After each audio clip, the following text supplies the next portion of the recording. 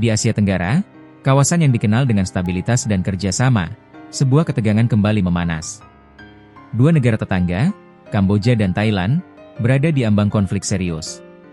Ketegangan ini dipicu oleh tuduhan Perdana Menteri Kamboja, Hun Manet, bahwa pasukan Thailand telah mengusir puluhan keluarga dari desa perbatasan yang disengketakan, bahkan menggunakan gas air mata dan peluru karet terhadap warga sipil.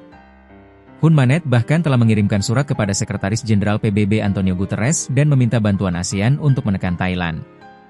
Di video ini, kita akan bedah 3 hal penting. Apa yang menjadi pemicu utama dari ketegangan baru ini? Mengapa sengketa perbatasan ini sulit diselesaikan? Dan, seberapa besar potensi konflik ini bisa memengaruhi stabilitas kawasan? Mari kita selami lebih dalam. Mari kita mulai dengan melihat detail dari tuduhan yang dilayangkan oleh Kamboja. Dalam suratnya yang bertanggal 17 September, Hun Manet menuduh pasukan Thailand, secara paksa, menghalangi 25 keluarga kembali ke rumah dan ladang mereka di Provinsi Banteay Meanchey. Ia juga memperingatkan bahwa ancaman penggusuran ini berpotensi memengaruhi ratusan rumah tangga, sekitar 1.000 jiwa. Yang paling mengkhawatirkan adalah tuduhan penggunaan kekerasan. Hun Manet menuding Thailand telah menembakkan gas air mata dan peluru karet ke arah ratusan warga Kamboja. Insiden ini, yang pecah pada hari Rabu, dilaporkan telah melukai hampir 30 orang, termasuk seorang tentara dan seorang biksu Buddha. Selain itu, Kamboja juga menuduh Thailand memperluas zona konflik dengan memasang kawat berduri dan barikade, serta berencana merebut wilayah di 17 titik lain di sepanjang perbatasan. Tentu saja, Thailand memiliki versi cerita yang berbeda.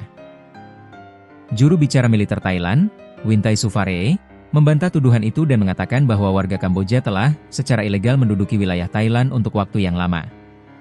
Ia juga menuduh warga Kamboja membawa tongkat kayu untuk menyerang otoritas Thailand.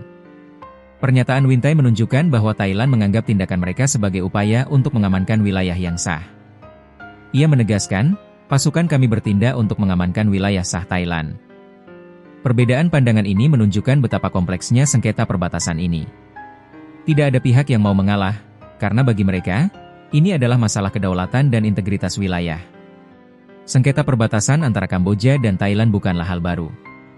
Ini adalah konflik yang telah terjadi berulang kali. Konflik ini kerap berpusat pada perebutan kuil kuno dan tanah di sekitarnya. Yang terbaru, bentrokan mematikan pecah pada Juli lalu, menewaskan sedikitnya 43 orang dari kedua belah pihak dan memaksa 300.000 orang mengungsi. Kedua negara sebenarnya sepakat gencatan senjata setelah bentrokan Juli. Namun, sejak itu, mereka saling tuduh melakukan pelanggaran, yang pada akhirnya memicu ketegangan yang kita lihat saat ini. Situasi ini menimbulkan kekhawatiran besar di kawasan.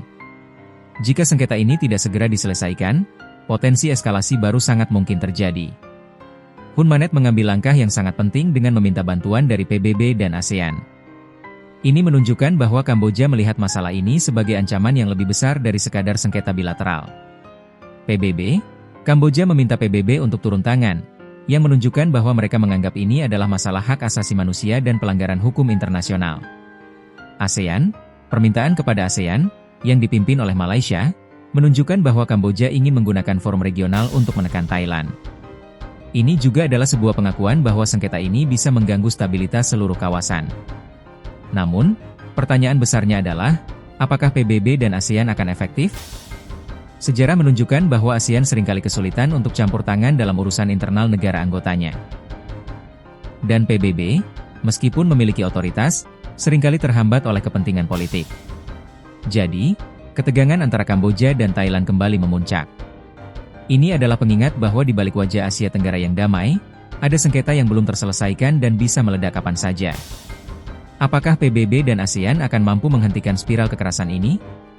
Atau akankah kita melihat sebuah konflik baru yang akan mengganggu stabilitas kawasan? Hanya waktu yang akan menjawabnya. Bagaimana pendapat kalian tentang situasi ini? Sampaikan pandangan kalian di kolom komentar di bawah.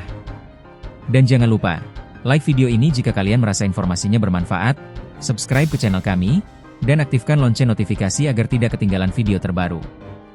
Sampai jumpa!